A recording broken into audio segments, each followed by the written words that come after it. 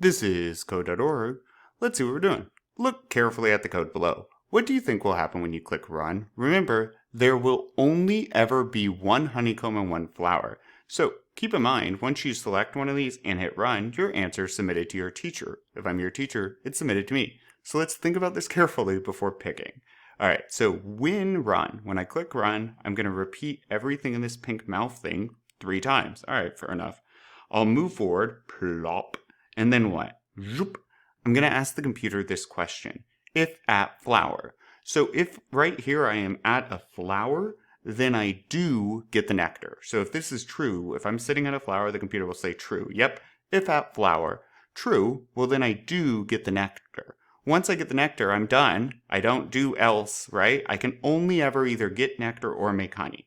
I will either get the nectar or make the honey. I can never ever do both of these lines. So I'm at the flower, I do get the nectar, I hit the bottom of my repeat, zoop, back to the top, move forward, and let's pretend I'm here now, and if I'm at a flower, we'll say, nope, that's honeycomb. So this is now false. If you're at a flower, false. Well, what happens? Well, I don't get the nectar because it's false. Nope, not at a flower. But I do then, else. So if at a flower, nope. Okay, well then otherwise, else, make honey.